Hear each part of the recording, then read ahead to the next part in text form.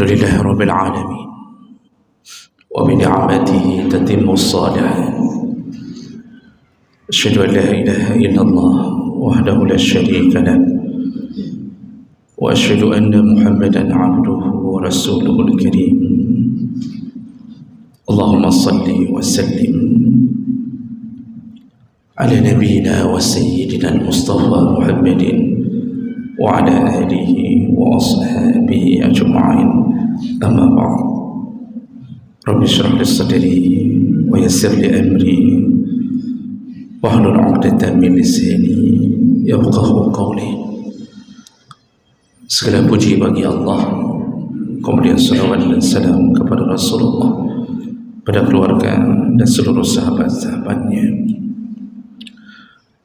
Bapak Ibu jemaah salat subuh yang Allah muliakan, insyaallah kita sedang membahas tentang pembatal amal. Artinya perkara-perkara yang bisa menyebabkan terhapusnya amalan yang telah kita lakukan. Dan kita sudah bahas dua di antaranya, yaitu yang pertama kesyirikan atau menjadi orang musyrik. Menjadi orang musyrik dalam bentuk apapun, murtadkah, kafirkah, maka seluruh amalannya tidak dihitung oleh Allah di saat dia mati di dalam kekafirannya, kecuali dia sempat bertaubat dan mengakui Allah sebagai Tuhan. Yang kedua yang kita bahas di pertemuan sebelumnya, yaitu ar-riya, orang-orang yang melakukan amalan demi mengharapkan keridhaan manusia selain daripada Allah, maka Allah hapuskan semua amal baiknya. Nanti di akhirat Allah akan suruh dia menghadap kepada orang yang dia berharap pujian. Allah suruh menghadap kepada orang yang dia nampakkan amalnya. Lalu Allah katakan, mintalah surga kepadanya, jangan minta surga kepada aku. Itu pembatal amal yang kedua. Baik, kita sambung berikutnya. Pembatal amal yang ketiga, yaitu mengungkit-ungkit kebaikan. Mengungkit-ungkit kebaikan. Di dalam Al-Quran Allah sebutkan beberapa kali tentang orang-orang yang suka mengungkit kebaikannya. Allah Subhanahu wa taala menyebutkan dalam Al-Baqarah 164, "Wala tubtilu sadaqatikum bil manni wal adza."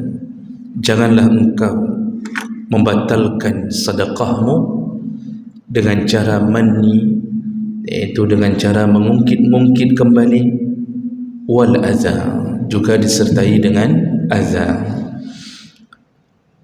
Kalimat manni atau mannun, manna yamunnu, ini bermakna setelah berbuat lalu dia mengungkit kembali apa yang dia lakukan, dan harapannya agar orang tahu bahwa dia pernah melakukannya. Dalam semua kebaikan, tidak mesti hanya sedekah, namun Allah lebih banyak mengungkit dalam sedekah. Allah mengatakan, jangan batalkan amalmu dengan sifat mengungkit ini. Ini membuktikan bahwa Allah akan hapus amalannya. Mengungkit-ungkit amal bisa dilakukan oleh seseorang yang kurang imannya.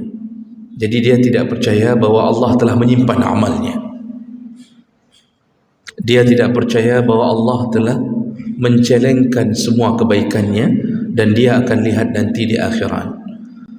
Karena ada rasa yang kurang puas dengan simpanan yang Allah buat, lalu dia ingin orang pun mengetahui kebaikannya. Kita biasanya paling sering mengungkit-ungkit amal kita ketika kita dalam keadaan marah. Makanya marah itu bisa menyebabkan amal yang tidak kita rencanakan pun kita melakukannya. Dengan marah tidak ada rencana sebelumnya menceraikan isteri, karena marah kita ceraikan isteri. Tidak ada rencana membunuh orang, karena marah kita bunuh orang. Jadi marah itu kata Nabi jangan sampai jatuh kepada marah. Ketika seseorang bertanya, "Ya Rasulullah, nasihatilah aku." Apa jawaban Nabi? La taghdab, jangan marah. Yang lain, "Ya Rasulullah," kata orang ini, kata Rasulullah, "La taghdab, jangan marah." 3 kali disebut, lalu Rasulullah mengatakan, "Walakal jannah," kalau engkau tidak marah, engkau masuk surga. Artinya bukan tidak ada marah, tapi menahan amarah. Nah, salah satu daripada efek negatif marah, ketika kita marah, kita sering mengungkit-ungkit kebaikan yang sudah kita lakukan. Dulu kita pernah wakaf ke masjid, begitu marah dengan panitia masjid, lalu kita mulai mengatakan, "Urojihna, kadu so yang bangun masjidnya. Dulu kamu ingat siapa yang bangun masjid ini? Nyompat, hai orang ini, ya orang ini." Kan sering. Dulu wakaf ikhlas karena Allah Ta'ala. Tidak ada rencana untuk mengungkit. Begitu tidak cocok dengan panitia, langsung keluar kalimat, "Nyohai orang je, berkata pera ke apa?" Supaya kalian tahu ni yang bangun masjidnya nyompaknya orang je. Ketika marah kita lupa, itu dilarang oleh Allah Subhanahu Wa Taala. Kita pelihara anak yatim bertahun-tahun lamanya, hanya gara-gara dia tidak mengunjungi kita di waktu hari raya. Lalu kita mengatakan kepada anak yatim itu, "Kamu harus tahu diri ya, yang selama ini pelihara kamu siapa? Yang kirim uang jajan kamu siapa? Yang bayarkan uang kamu di pesantren biaya hidup siapa?" Mulai kita menunggu jawabannya. Lalu dia mengatakan, "Bapak yang kirimkan." Makanya tahu diri. Hari raya datanglah paling kurang adalah WA, ucapkan terima kasih, segala macam. Kita marah karena penghargaannya kurang, kita mulai mengungkit semua amal kita. Bahkan dalam hidup rumah tangga pun, salah satu yang dilarang adalah mengungkit-ungkit kebaikan. Seorang suami ketika marah kepada istrinya, jangan ungkit kebaikan kita kepadanya, karena itu memang kewajiban yang Allah letakkan di atas pundak kita. Jangan katakan ke isteri, "Yang biam penkah leweknya olong." Jangan itu katakan, karena itu memang kewajiban kita. Kalau tidak bersedia jadi suami, jangan menikah. Tidak bersedia mencari nafkah, jangan cari isteri. Yang lebih parah kalau isteri yang mengungkit kebaikan, karena ini efeknya akan lebih besar. Jadi jemaah melakukan Allah Subhanahu Wa Taala, supaya kita tidak jatuh ke dalam mengungkit-ungkit amal yang menghabiskan seluruh pahala kita, maka biasakanlah mempunyai prinsip, kalau sudah berbuat baik, lupakanlah. Kalau sudah berbuat baik, lupakanlah. Walaupun kita disakiti oleh orang yang kita buat kebaikan itu, lupakan. Karena kalau kita melupakan amal itu, maka Allah lah yang mengingatnya. Tapi kalau kita terus mengingat-ingat amal itu, maka Allah lah yang melupakannya. Ketika Allah sudah melupakan amal, dari siapa lagi kita berharap balasannya? Kalau seandainya kita ungkit kebaikan kita di atas dunia ini kepada semua orang, di atas kebaikan kita di kota Lok Semawi, kitalah yang menggali parit, kitalah yang begini, kitalah yang membuat ini. Seandainya semua orang tahu, apa yang kita dapatkan? Tidak pernah ada surga yang mereka berikan. Bahkan jangankan surga, untuk duduk di kedai kopi pun masih kita yang traktir. Setelah kita katakan ke orang, "Nyolok semuanya nyolong yang berat, yang mandu-mandu nyolong yang berat." Setelah itu apa yang kita dapatkan? Ditraktirkah kita setiap hari? Tidak. Berapa kali pujian yang kita dapatkan? Paling sekali di hadapan kita. Di belakang kita mungkin akan dibeb. Di belakang kita dia akan mencemooh kita. Mereka akan mengatakan, "Hei, Urangnya ni urang bangun kotak dah semua. Mereka ketawa ramai-ramai, mengejek kita di belakang. Yang kita berharap dipuji ternyata tidak dipuji. Itu kalau berhadapan dengan manusia. Tidak ada harga kita di hadapan manusia. Bahkan 1000 tahun kita berbuat baik, kadang-kadang dibalas dengan keburukan. Tapi berbuat dengan Allah, sekali berbuat, inna la nudhi'u ajra man ahsana amala. Kami tidak akan hilangkan semua pahala orang-orang yang pernah berbuat baik. Jemaah Allah Subhanahu wa taala, satu-satunya yang bisa menghargai kebaikan kita selama-lama hanyalah Allah Subhanahu wa taala, hanya Allah. Bahkan kita berbuat baik kepada anak kita pun ketika kita meninggal tidak lama terkenang. Bahkan dia sudah lupa mengucapkan Rabbighfirli wali walidayya dan seterusnya. Apalagi dia sudah punya papa yang baru. Kita hidup puluhan tahun menghidupinya, kita berbuat baik kepadanya. Ketika kita meninggal, berapa lama nama kita terkenang di mulut teman-teman kita? Paling hanya seminggu, hanya sampai orang nyujuh saja. Setelah itu mereka duduk kembali di kantor mereka, jabatan kita telah diisi oleh orang lain. Kemudian foto kita diganti dengan foto orang lain. Kemudian nama kita dihilangkan dari buku, cuma ada di buku pensiunan satu tertinggal. Kemudian waktu duduk di kedai kopi tidak ada lagi nama kita disebut. Hanya seminggu pertama disebut-sebut. Setelah itu terlupakan. Isteri kita pun dimiliki oleh orang lain. Anak kita pun sudah punya papa yang baru, bahkan lebih baik daripada papa yang lama. Belum, apalagi yang kita harapkan? Kalau sempat kita ungkit amal itu selama kita hidup, di dunia tidak dapat apa-apa, di akhirat pun telah hilang. Hilang segala-gala. Yang sedekah kita hilang, semua yang kita berikan hilang. Pekan gaduh pujoro, gaduh pugahro bahwa inilah saya, inilah kebaikan saya. Makanya Allah mengatakan wala tubtilu sadaqatikum bil manni, jangan batalkan sedekahmu dengan mengungkit-ungkitnya kembali. Walaupun dalam keadaan marah, usahakan jangan ungkit kebaikan. Lalu Allah sambung dengan kalimat wal adza. Biasanya mengungkit kebaikan itu beriringan dengan azza. Azza itu menyakiti perasaan orang yang kita berbuat baik dengannya. Seperti cerita misal tadi, kita sudah buat baik ke anak yatim, orang miskin kita kasih sedekah, lalu kita ikuti dengan mengungkit. Ketika mengungkit itu, perasaan anak yatim itu tersakiti. Orang miskin yang kita tolong itu tersakiti. Semua akan begitu.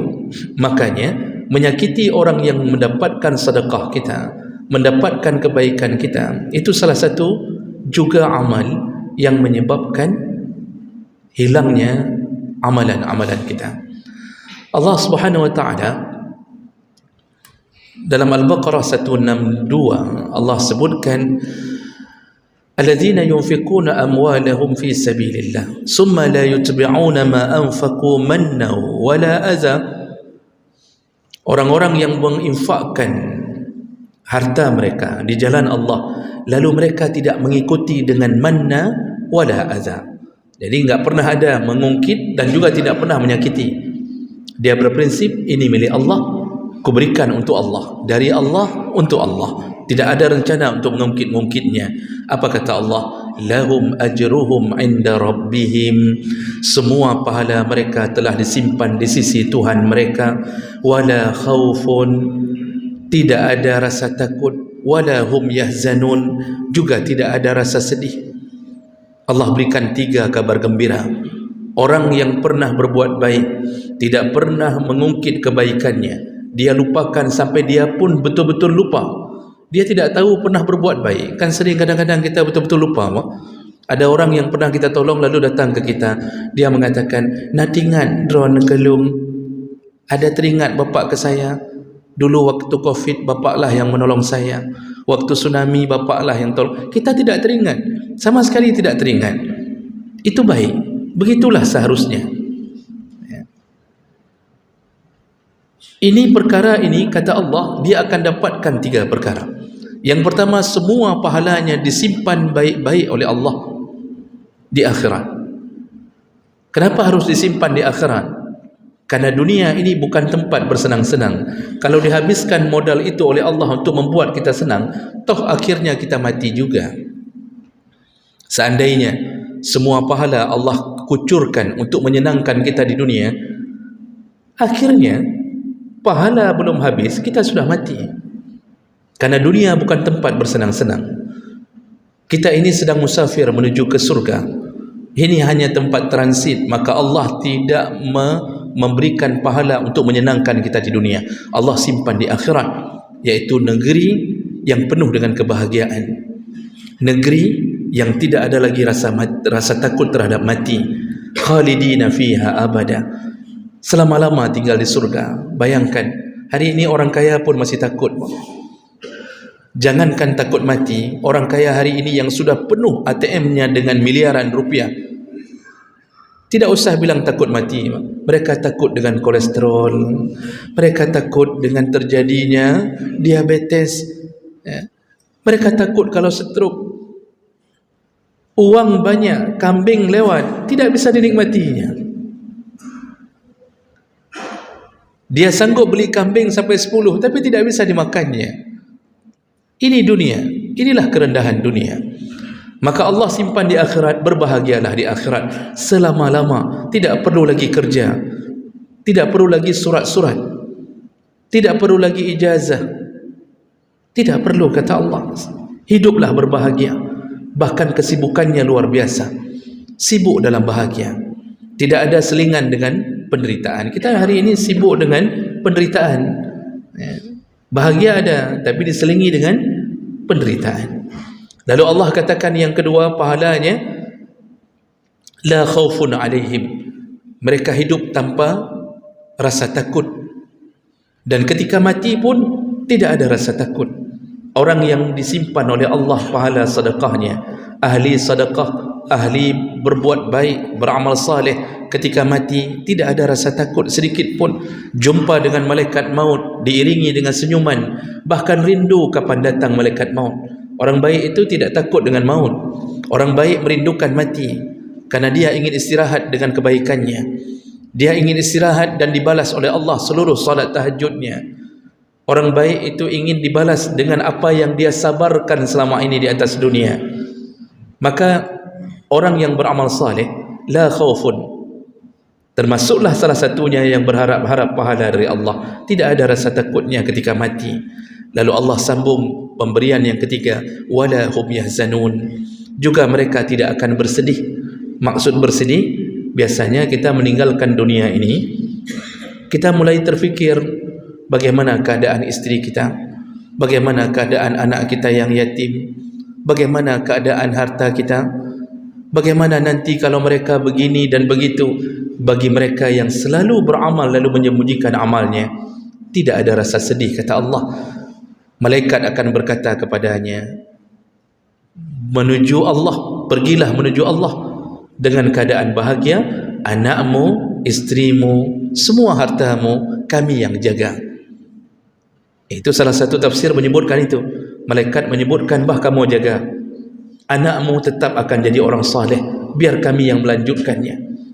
Begitulah keadaan orang-orang yang tidak mengikuti sedekahnya dengan mengungkit-ungkit. Jemaah melakukan Allah Subhanahu wa taala. Lalu kemudian dalam hadis disebutkan oleh Allah disebutkan oleh Nabi sallallahu alaihi wasallam, salah satu hukuman bagi mereka yang suka mengungkit-ungkit amalannya. Rasulullah sallallahu alaihi wasallam menyebutkan, salasatun la yaqbalu Allah minhum sarfan wala adlan.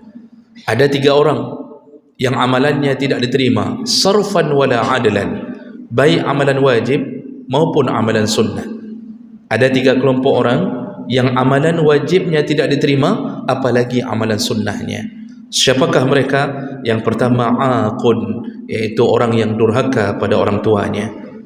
Dia durhaka, dia sakiti orang tuanya, lalu kemudian dia salat berjamaah, maka jamaahnya sah tapi tidak diterima Allah Subhanahu wa taala. apalagi salat tahajudnya, apalagi duhanya, tidak akan diterima Allah. Yang kedua, wa mannan, orang yang suka mengungkit-ungkit amal. Ini termasuklah mengungkit amal, tidak mesti dengan lisan.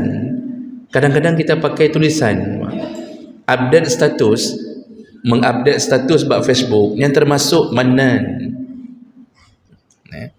Pulang solat jamaah, update status, alhamdulillah telah kutunaikan subuh hari ini karenamu ya Allah. Tulis tu bab status, angkatlah di Facebook, tunggu orang komen di bawah, Masya Allah, luar biasa bapak ni, kok bisa solat subuh tidak pernah berhenti, waktu duhur pun masih solat subuh.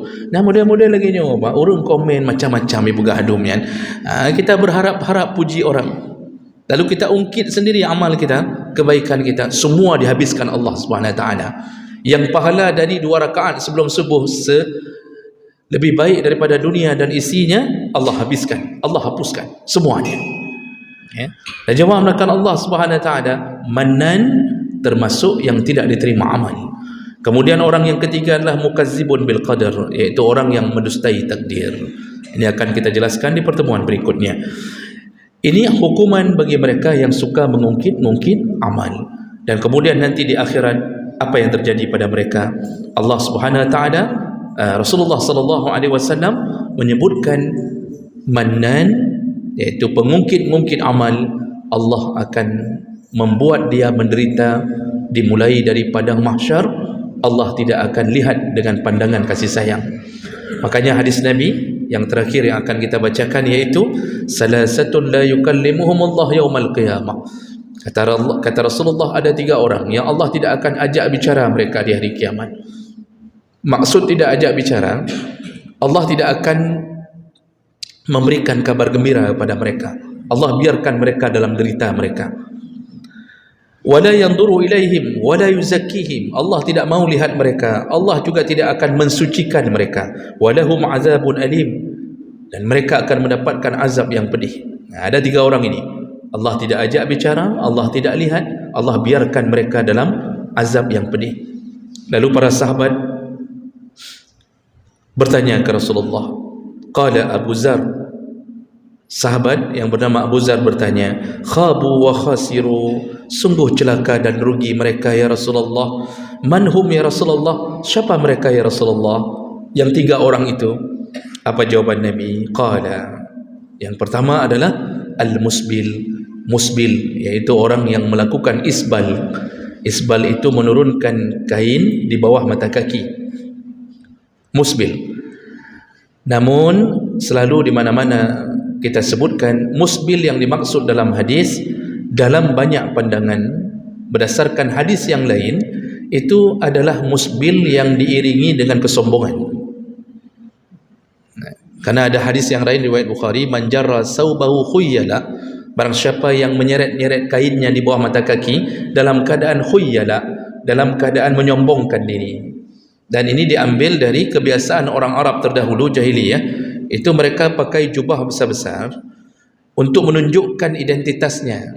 Jadi kalau seandainya dia punya jabatan orang kaya, nyan jubah merek-rek di moyub kaki, jadi terseret-seret, jadi orang lihat, ini orang kaya, ini orang kaya, nampak kesombongannya. Maka Nabi mengatakan yang dibarengi dengan kesombongan.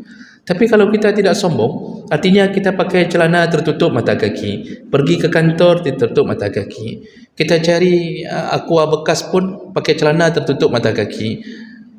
Apakah itu isbal? Tidak disebut isbal yang begitu. Jadi diiringi dengan kesombongan. Kemudian yang kedua, al-mannan, yang suka mengungkit-ungkit amalnya. Allah tidak akan lihat mereka, Allah biarkan mereka, Allah azab mereka.